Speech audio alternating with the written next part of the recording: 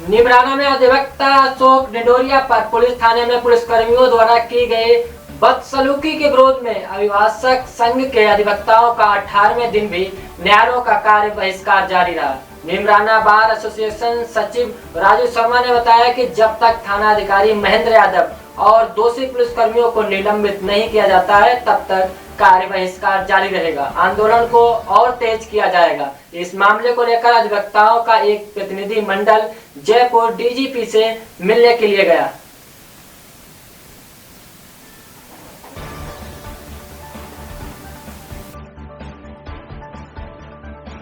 जो धरना दे रहे हो क्यों दे रहे हो?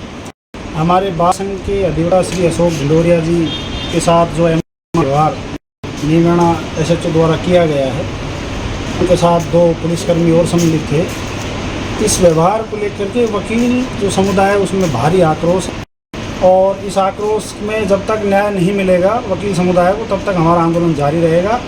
और आज हमारी बार संघ का एक डेलीगेशन राजस्थान पुलिस के डीजी साहब मिलने के लिए जयपुर गया हुआ है और हमें पूरी उम्मीद है कि वकीलों के साथ न्याय होगा और जो हमारा जो पीड़ित वकील है अशोक ढिंडोरिया जी उसके साथ न्याय होगा।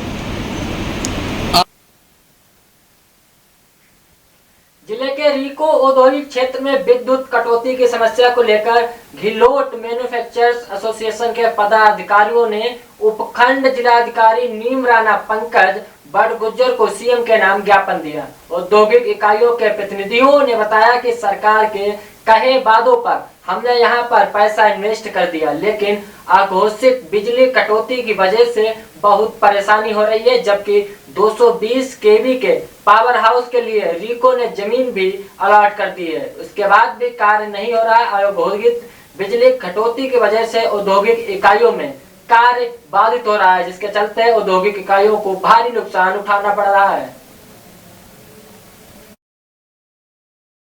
एसोसिएशन की तरफ से यहाँ पर अपना ज्ञापन देने के लिए आए थे। हमें बिजली की बहुत भारी समस्या है जो बढ़ती जा रही है, ना नए कनेक्शन मिल रहे हैं। जितने पुराने कनेक्शन हम लोगों को मिले हुए हैं उसके अंदर रेगुलर पावर कट्स है। हम लोग प्रोडक्शन कैसे चलाएं कैसे ना चलाएं कुछ समझ में नहीं आ रहा है। इतनी मोटी इन्वेस्टमेंट हमने यहाँ पे सरकार के वादों पे कर रखी है, तो उसके लिए एसडीएम साहब से आज मुलाकात हुई है हमारी। वो आगे सब डिपार्टमेंट्स को, चीफ मिनिस्टर साहब को हमारी रिक्वेस्ट भेजेंगे और उनसे हमें वादा मिला है कि इसको जल्दी जल्दी रिजॉल्व करें। मांग क्या थी आपकी? हमारी मांग है कि यहाँ पर 220 का केवीए का स्टेशन इमीडिएटली, जिसके लिए ऑलरेडी लैंड रीको इनको अलॉट कर चुका है, जीएसटी की डिमांड निकली हुई है, उसको जमा कराएं और उसके ऊपर आरवीवीएनएल इमीडिएटली जो स्टेशन है उसको इम्प्लीमेंट कराएं ताकि ये काम जल्दी जल्दी शुरू हो सके, हमारी पावर की समस्या खत्म हो सके। बानसूर के गांव नीमूचाना में 1925 में शहीद हुए किसानों की 99वीं बरसी मनाई जाएगी। अलवर शासक राजा जयसिंह ने किसानों को दोहरी लगान देने के लिए मजबूर किया था, जिससे किसानों द्वारा दोहरा लगान नहीं देने पर नरसंहार किया गया। महात्मा गांधी ने इस घटना को जलियांवाला बाग से भयानक घटना बताई। बता दें कि 14 मई 1925 में करीब 250 से अधिक किसानों को राजा की सेना ने गोलियों की बौछार कर किसानों को मौत के घाट उतार दिया। उसी घटना की बरसी आज नीमूचाना में मनाई जाएगी।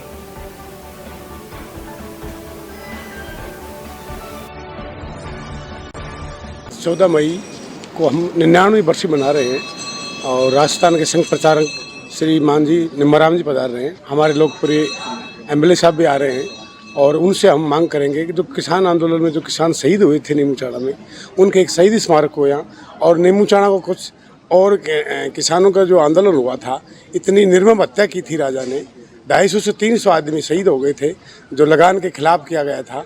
और आज भी उस समय को याद करते हैं तो लोगों के रोंगटे खड़े हो जाते हैं। इतनी बेरहमी से मवेशी जला दी गए, पूरे गाँव में आग लगा दी गई थी। तो हम शहीद स्मारक की मांग करेंगे। और आज नीमूचाना गांव में परिवहन का कोई साधन नहीं है, जो इतना महात्मा गांधी ने इसको दूसरा जलियांवाला बाग कांड की संज्ञा दी थी और आशीष विद्यार्थी भी यहाँ चल के पहुँचे थे और उन्होंने जांच करी थी कि वास्तव में यहाँ किसानों के साथ अन्याय हुई थी 14 मई 1925 को, जिसकी हम आज बरसी मना रहे हैं और हर साल मनाते हैं हम। राज्य और केंद्र सरकार की लापरवाही रही है कि जलियांवाला कांड जैसा ही नीमूचाना कांड हुआ। जलियांवाला कांड आज इतिहास के पन्नों में दर्ज है। अब हम जहाँ पढ़ते हैं बुकों में, किताबों में, वहाँ तक नीमूचाना हत्याकांड उस तरीके से दिखाया नहीं गया जैसे जलियांवाला कांड है, जबकि मंजर शायद उससे बड़ा ही होगा। और उस टाइम यहाँ का राजा जय सिंह था महाराजा अलवर से, वो यहाँ किसान सूर जो यहाँ आसपास में सुअर बहुत ज़्यादा थे और वो फसल नुकसान पहुँचाते थे, और राजा भी चाहता था कि 40% मुझे भी कर दो। इसके विरोध में ग्रामीणों ने मीटिंग करी कि हम इसके बारे में चर्चा करेंगे और राजा से अनुरोध करेंगे, पर राजा ने उनके अनुरोध नहीं सुने और उल्टा उन पे गोला बारूद से उनके ऊपर हत्या करवा दी।